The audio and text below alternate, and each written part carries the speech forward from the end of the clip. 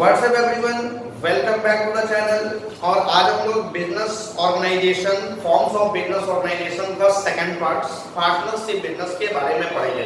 क्या होता है पार्टनरशिप बिजनेस? पिछले क्लास में आप सोल प्रोप्राइटरशिप बिजनेस के बारे में पढ़ चुके हैं। जो लोग भी नहीं पढ़े हैं, जो लोग वीडियो नहीं देखे हैं, वो आप जाकर के प्लेलिस्ट चेक कीजिए। वहां पे फॉर्म्स ऑफ बिजनेस ऑर्गेनाइजेशन का फर्स्ट पार्ट यानी सोल प्रोप्राइटरशिप बिजनेस के बारे में सारा कुछ मिल जाएगा। आज हम लोग स्टार्ट करेंगे पार्टनरशिप बिजनेस। अब देखो पार्टनरशिप बिजनेस होता क्या है। तो पार्टनरशिप बिजनेस की जितनी भी बातें हैं वो एक एक्ट में डिफाइन की गई हैं, जिसको हम लोग बोलते हैं इंडियन पार्टनरशिप एक्ट, और ये 1932 में बनाया गया था। तो जो भी बातें हैं या पार्टनरशिप के बारे में जो भी पढ़ना है उसके बारे में सारा डिफाइन किया गया है पार्टनरशिप एक्ट में। अब पार्टनरशिप होता क्या है? तो पार्टनरशिप एक्ट के अकॉर्डिंग पार्टनरशिप फर्म का डिफिनेशन दिया गया। आप इस डिफिनेशन को समझोगे। क्या बोलता है? As per the Indian partnership act 1932, partnership is the relation between the person who have agreed to share profits of the firm carried on by all or any one of them acting for all। यानी इस definition से बहुत सारी बातें निकल के सामने आती है। देखिए क्या होता है डिफिनेशन।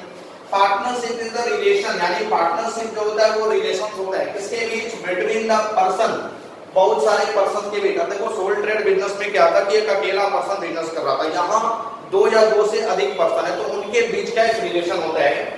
Who have agreed, जो एग्रीड हुए हैं। अब अगर एग्रीड हुए हैं तो यहाँ पे कहीं ना कहीं एग्रीमेंट का बात भी आएगा। अगर एग्रीड हुए हैं तो to share profits of the firm, firm के प्रॉफिट्स को बांटने के लिए, कैरिड ऑन बाय ऑल, यानी जो सबके द्वारा चलाया जाएगा, और any one of them acting for all. काफी इंपॉर्टेंट लाइन, इसको आप समझेगा क्या बोल रहा है। सबसे पहले तो पार्टनरशिप जो होता है उन लोगों के बीच का आपसी संबंध होता है जो किसी फर्म के प्रॉफिट्स या लॉस को आपस में बांटने के लिए सहमत हुए हैं, जो या तो उन सबके द्वारा चलाया जाएगा या उन सबों की ओर से किसी एक के द्वारा चलाया जाएगा। Acting for all, carried on by all और any one of them acting for all. इसका मतलब क्या होता है? अब फॉर एग्जांपल कि हमारे फर्म में तीन पार्टनर्स है एक्स वाई और जेड, तो फर्म या तो इन तीनों के द्वारा चलाया जाएगा तो भी प्रॉफिट सबका होगा, यानी फर्म तीनों मिलकर चला रहा है और जो भी प्रॉफिट्स हो रहा है एक्स वाई जेड तीनों आपस में बांट रहे हैं। अब कभी कभी एक्स और वाई जो है ये छुट्टी पे है, फर्म कौन चला रहा है? जेड। तो जब जेड फर्म चलाएगा और प्रॉफिट्स होगा वो प्रॉफिट्स तीनों में बटेगा, यानी एक्स वाई और जेड। फर्म जेड चला रहा था, फिर भी जेड के द्वारा जो प्रॉफिट्स कमाया गया वो एक्स और वाई में बटेगा। क्यों बढ़ेगा? क्योंकि एक्स और वाई यदि छुट्टी पे है तो जेड भी तो छुट्टी पे जा सकता है, तब उस केस में बिजनेस कौन करेगा? एक्स और वाई। तो उस केस में भी जो प्रॉफिट्स होगा वो तीनों के बीच बंटेगा। यानी कि फर्म कोई भी चलाए, फर्म का जो प्रॉफिट लॉस होगा वो तीनों पार्टनर्स के बीच बंटेगा। तो एक्टिंग फॉर ऑल का मतलब ये हुआ। अब उसके बाद आगे चलते हैं, उसके फीचर्स की हम बात करते हैं। फीचर्स क्या क्या है? सबसे पहला हमारा फॉर्मेशन। तो जो भी पार्टनरशिप का फॉर्मेशन होता है वो एक एग्रीमेंट के आधार पर होता है, यानी जब भी आप पार्टनरशिप का फॉर्मेशन करेंगे तो वहां पे एक एग्रीमेंट होगा। अब यहाँ पे पार्टनरशिप फर्म का फॉर्मेशन करना भी उतना ही आसान है जितना एक सोल ट्रेड बिजनेस का फॉर्मेशन करना था। यानी पार्टनरशिप को भी उतना ही इजीली स्टार्ट किया जा सकता है या उतना ही इजीली बंद किया जा सकता है जितना इजीली आप एक सोल ट्रेड बिजनेस को स्टार्ट कर रहे थे और एक पार्टनरशिप बिजनेस का एक सोल ट्रेड बिजनेस को स्टार्ट कर रहे थे और सोल ट्रेड बिजनेस को बंद कर रहे थे।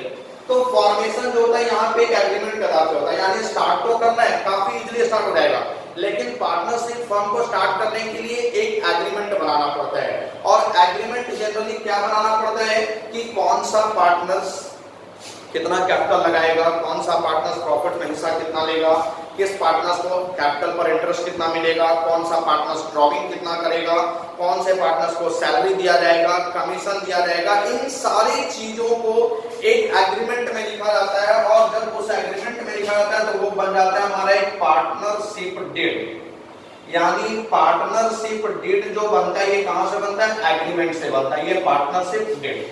तो पार्टनरशिप डीड क्या है? एक एग्रीमेंट पेपर ही है जिसमें हम इन सारी बातों को रिकॉर्ड करते हैं। That is called the partnership deed. ये काफी छोटा टॉपिक था, इसलिए अलग से इसको एक्सप्लेन नहीं किया गया। बस आप यही तो समझने का कोशिश कीजिएगा कि जब भी एग्रीमेंट को आप एक पेपर में लिख लेते हैं, रिकॉर्ड कर लेते हैं, तो वो बन जाता है पार्टनरशिप डीड। अब उसके बाद लाइबिलिटी। तो लाइबिलिटी सोल ट्रेड बिजनेस में क्या था? अनलिमिटेड था। यहाँ भी लाइबिलिटी अनलिमिटेड ही होगा, यानी एक पार्टनरशिप का लायबिलिटी भी अनलिमिटेड ही होगा। अनलिमिटेड लायबिलिटी क्या था ये हमने पिछले क्लास में डिस्कस कर चुका है। तो अनलिमिटेड लायबिलिटी का मतलब सिंपल लैंग्वेज में समझिए कि जब कोई फर्म का डेट होगा और फर्म के डेट को पूरा करने के लिए बिजनेस का एसेट्स कम पड़ जाएगा, तो वहां पे पार्टनर्स के प्राइवेट एसेट्स को भी यूज किया जाएगा फर्म के डेट को पे करने के लिए। That is called unlimited liability. Next हमारा क्या है, रिस्क बेयरिंग। अब यहाँ जो रिस्क बेयरिंग हो, क्या कोई अकेला पार्टनर बेयर करेगा? बिल्कुल भी नहीं। यहाँ पे रिस्क को शेयर किया जाएगा, यानी रिस्क जो होगा वो सारे पार्टनर्स का होगा, कोई अकेला पार्टनर रिस्क बेयर नहीं करेगा, क्योंकि प्रॉफिट्स में तो तीनों पार्टनर शेयर ले रहे थे, तो फिर रिस्क अकेला कोई पार्टनर बेयर क्यों करेगा? रिस्क सारे पार्टनर्स का होगा। डिसीजन मेकिंग, क्या कोई अकेला पार्टनर डिसीजन लेगा? नहीं। अब सोचो कि जहां पे 3 या 4 पार्टनर्स मिलके काम कर रहे हैं, मिलके बिजनेस कर रहे हैं, वहां पे कोई अकेला पार्टनर्स डिसीजन मेकिंग कैसे कर सकता है? कोई अकेले पार्टनर्स डिसीजन कैसे ले सकता है? वहां डिसीजन सारे पार्टनर्स को मिलाकर के लिया जाएगा, तो यहाँ पे डिसीजन मेकिंग भी क्या होगा? शेयर्ड होगा, यानी डिसीजन भी कोई अकेला पार्टनर नहीं लेगा। कंटिन्यूटी की बात करें तो क्या बिजनेस कंटिन्यू रहेगा? बिल्कुल भी नहीं। Lack of continuity. Lack of continuity का मतलब क्या हुआ कि अगर किसी पार्टनर्स का डेथ हो जाता है, कोई भी पार्टनर्स लुनेटिक हो जाता है, कोई भी पार्टनर्स इंसॉल्वेंट हो जाता है, तो उस केस में पार्टनरशिप बिल्कुल बंद हो जाएगा। अब अगर बाकी पार्टनर्स वहां पे चाहे, जो बचे हुए पार्टनर्स हैं वो चाहे तो फर्म को कंटिन्यू कर सकते हैं, लेकिन उसके लिए फिर से एक नया एग्रीमेंट बनाना होगा, यानी जब तक एग्रीमेंट नहीं बनता है रिमेनिंग पार्टनर्स के बीच, तब तक तो वो पार्टनरशिप बिजनेस बंद ही रहेगा। तो एक पार्टनर्स के डेथ करने के बाद या रिटायर करने के बाद या फिर लुनेटिक होने के बाद या इंसॉल्वेंट होने के बाद पार्टनरशिप बिल्कुल बंद हो जाता है, तब तक जब तक नया एग्रीमेंट नहीं बन जाता है। Next, number of partners. अब देखो नंबर ऑफ पार्टनर्स को लेकर के काफी कंफ्यूजन था। जब कंपनी एक्ट 1956 थी, तब उस समय पार्टनरशिप में पार्टनर्स का जो लिमिटेशन था वो बैंकिंग कंपनी के लिए अलग था, अदर बिजनेस के लिए अलग था। बैंकिंग बिजनेस में मिनिमम 2 और मैक्सिमम 10 हुआ करते थे, अदर बिजनेस में मिनिमम 2 और मैक्सिमम 20 हुआ करते थे। लेकिन जब भी कंपनी एक्ट 1956 को चेंज करके 2013 लाया गया, तब से ये जो लिमिटेशन ऑफ पार्टनर्स है वो बैंकिंग बिजनेस, अदर बिजनेस सबको हटा दिया गया और एक स्टैंडर्ड लाया गया कि किसी भी पार्टनरशिप बिजनेस में मिनिमम 2 पार्टनर्स होंगे और मैक्सिमम 50 पार्टनर्स होंगे। यानी जब 2 या 2 से अधिक पार्टनर्स हो जाएंगे तो वो पार्टनरशिप बिजनेस आएगा, और कहां तक? 50 तक, यानी 50 से ज्यादा नहीं होना चाहिए। और उसके बाद म्यूचुअल एजेंसी, काफी इंपॉर्टेंट पॉइंट। म्यूचुअल एजेंसी का मतलब क्या होता है? अभी हमने यहाँ पे डिस्कस किया था कि बिजनेस XYZ मिलकर चलाएंगे तब भी प्रॉफिट तीनों का होगा। XY छुट्टी पे है, Z चला रहा है, तब भी प्रॉफिट तीनों का हो रहा है, और Z छुट्टी पे है, X और Y चला रहा है, तब भी यहाँ पे प्रॉफिट तीनों का होगा। यानी जो भी काम होगा वो म्यूचुअल से होगा। तीनों पार्टनर्स जब तक कंसेंट, फ्री कंसेंट नहीं देते हैं, तब तक कोई भी काम नहीं होगा, तो इसको हम बोलते हैं म्यूचुअल एजेंसी। तो पार्टनरशिप का ये सबसे इंपॉर्टेंट फीचर्स है म्यूचुअल एजेंसी। ये हो गए कुछ फीचर्स। अब इसी फीचर्स में से कुछ मेरिट्स और कुछ डिमेरिट्स निकल करके आएंगे, क्योंकि जब फीचर्स होता है वहीं पे कुछ मेरिट्स और कुछ डिमेरिट्स भी होते हैं। अब सबसे पहला वो चेक करेंगे इसका मेरिट्स क्या क्या होता है।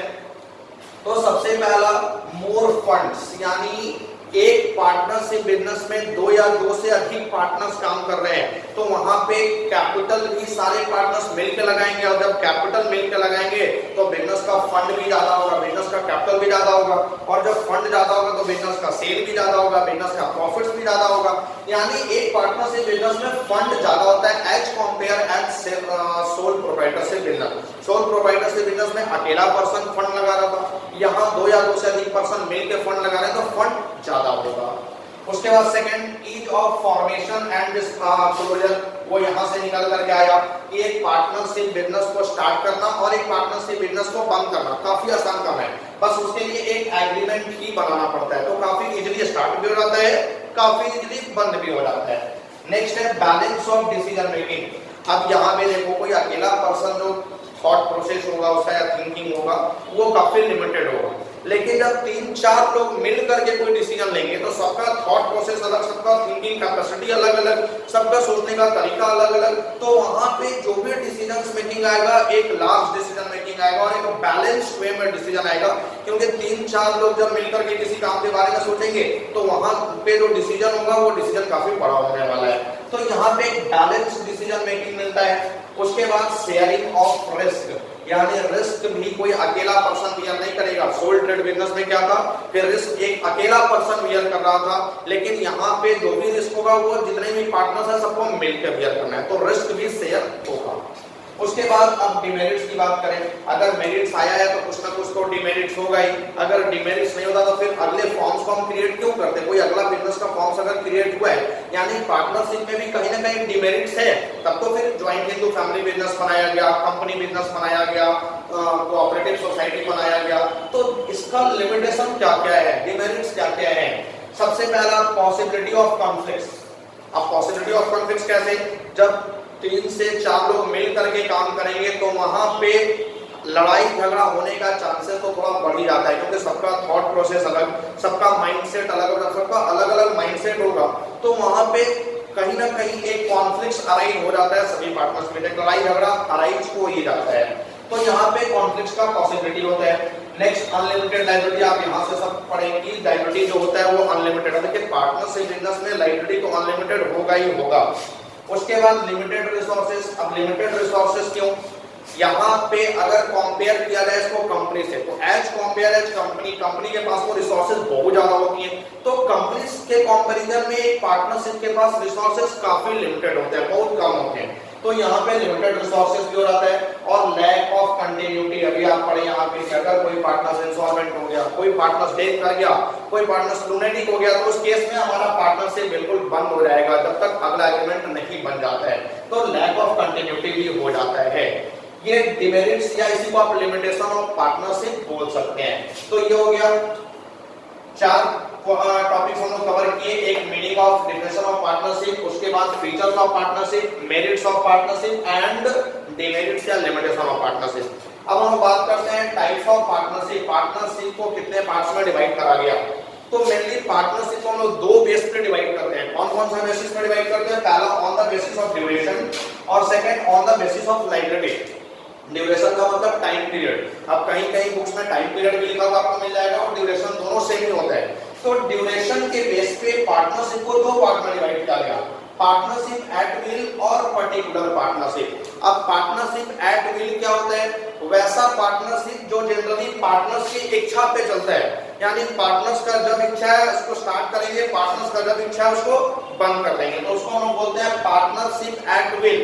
अब फॉर एग्जांपल कि कोई भी बिजनेस हम लोग स्टार्ट किए, अपनी मर्जी से स्टार्ट किए, 2 साल 3 साल उसको चलाए और फिर मन में नहीं अब पार्टनरशिप बिजनेस को बंद कर देंगे, तो इसलिए हम उसको बंद भी कर दिए, तो हम लोगों की इच्छा पे चल रहा था, तो उसको हम लोग बोलते हैं partnership at will.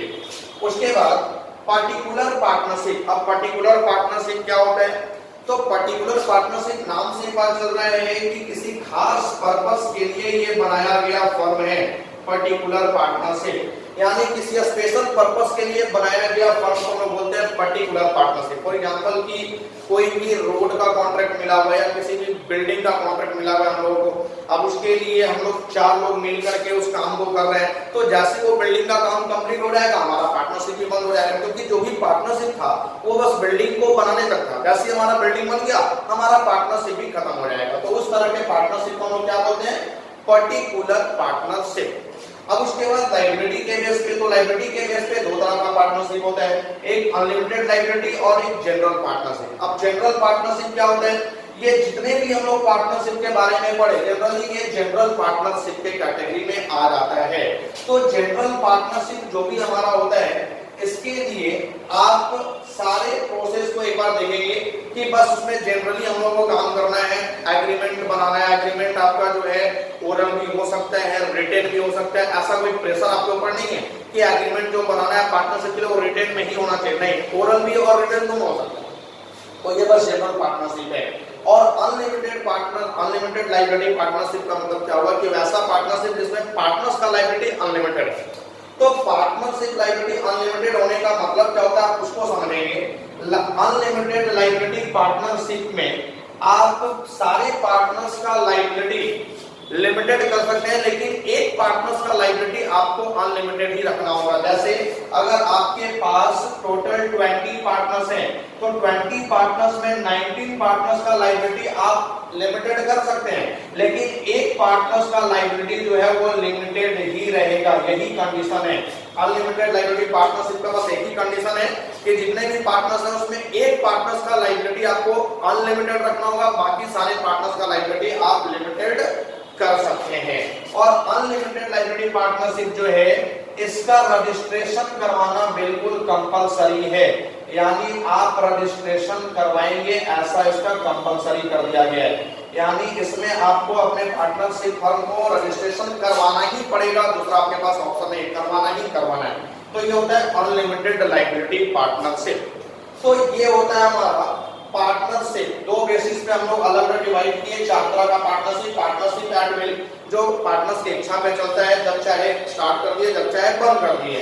Particular partnership जो किसी स्पेशल पर्पस को पूरा करने के लिए पार्टनरशिप किया गया था, जैसे वो पर्पस पूरा होगा पार्टनरशिप भी खत्म हो जाएगा।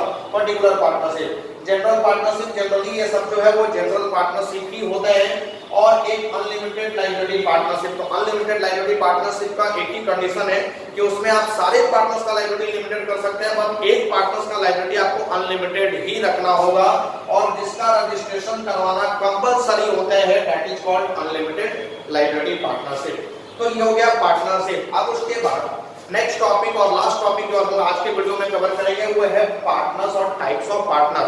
अब पार्टनर्स क्या होता है वो तो आपको पता ही चल गया यहाँ से कि पार्टनर्स क्या होता है। जो भी पर्सन किसी पार्टनर से बिजनेस को ऑपरेट करते हैं, that person is called the partner. लेकिन टाइप्स ऑफ पार्टनर्स, तो पार्टनर्स जनरली 6 प्रकार के होते हैं, 6 टाइप्स ऑफ पार्टनर। अब कौन कौन से पार्टनर्स हैं? इन सारे पार्टनर्स को हम लोग 4 अलग अलग बेसिस पे डिवाइड करेंगे, है ना। 4 पॉइंट ऑफ व्यू से देखेंगे कौन सा पार्टनर जो होता है वो क्या करता है, क्या नहीं कर सकता है। तो जनरली पहला पार्टनर हमारा active partner, second sleeping partner, third secret partner, nominal partners, partner by estoppel और पार्टनर्स बाय होल्डिंग आउट। ये 6 अलग अलग टाइप्स के पार्टनर्स हैं। अभी चारों का हम वर्क देखेंगे कि कौन क्या करता है और क्या नहीं करता है। सबसे पहले कैपिटल इंट्रोड्यूस के बेस पे, मैनेजमेंट पार्टिसिपेशन के बेस पे, प्रॉफिट्स और लॉस के बेस पे और लायबिलिटी के बेस पे। तो देखिए लायबिलिटी जो होता है वो तो सारे पार्टनर्स का अनलिमिटेड ही होता है, क्योंकि पार्टनरशिप का लायबिलिटी अनलिमिटेड होता है। तो आप कोई भी पार्टनर्स यहां से ले लो, लायबिलिटी सबका अनलिमिटेड ही होना है। लेकिन अब हम देखेंगे कैपिटल इंट्रोड्यूस, मैनेजमेंट पार्टिसिपेशन और प्रॉफिट लॉस के बेस पे। अब एक्टिव पार्टनर्स कौन सा पार्टनर्स है? जो फर्म में हमेशा एक्टिव रहता है, जो एक्टिवली किसी बिजनेस को करता है, that is called the active partner. तो क्या एक्टिव पार्टनर्स कैपिटल इंट्रोड्यूस करेगा? बिल्कुल करेगा। क्या मैनेजमेंट में पार्टिसिपेट करेगा? बिल्कुल करेगा।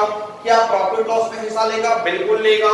और क्या उसका लायबिलिटी? तो लायबिलिटी उसका अनलिमिटेड होगा, क्योंकि एक पार्टनर्स का प्राइवेट एसेट्स भी यूज होता है फर्म के डेब्ट को पूरा करने के लिए, अगर फर्म का एसेट्स कम पड़ जाए। तो ये एक्टिव पार्टनर्स है। Next sleeping partner. Sleeping partners नाम से पता चल रहा है कि ये एक्टिव नहीं रहने वाला है हमेशा, यानी कि ये पार्टनर्स फर्म में एक्टिवली काम नहीं करता है, बस ये इमरजेंसी सिचुएशंस में या किसी तरह का कोई प्रॉब्लम अगर क्रिएट होता है फर्म के साथ, उस समय एक्टिव होता है। अब ये पार्टनर्स क्या कैपिटल इंट्रोड्यूस करेगा? बिल्कुल करेगा। जो स्लीपिंग पार्टनर्स है वो भी कैपिटल लगाता है। क्या मैनेजमेंट में पार्टिसिपेट करेगा? नहीं, ये पार्टनर मैनेजमेंट में पार्टिसिपेट नहीं करता है। प्रॉफिट लॉस में हिस्सा लेगा? बिल्कुल लेगा, क्योंकि ये पार्टनर है तो प्रॉफिट लॉस में हिस्सा लेगा। और इसका लायबिलिटी भी क्या होता है? अनलिमिटेड। तो अगर ये पार्टनर्स है तो लायबिलिटी कहीं ना कहीं इसका भी तो अनलिमिटेड ही हो जाएगा। नेक्स्ट होता है सेक्रेट पार्टनर। सेक्रेट पार्टनर्स का मतलब वैसा पार्टनर्स जो केवल मुझे पता है कि ये हमारा पार्टनर्स है, जनता की नजर में हम ये ओपन नहीं करते हैं कि ये हमारा पार्टनर्स है, वो हमारा सेक्रेट पार्टनर्स होता है। यानी बस इसको सेक्रेट रखना है कि हमारा पार्टनर्स है, ओपन नहीं करना है कि ये हमारा पार्टनर्स है। उस तरह के पार्टनर्स को हम लोग बोलते हैं सेक्रेट पार्टनर। क्या ये कैपिटल इंट्रोड्यूस करेगा? बिल्कुल करेगा।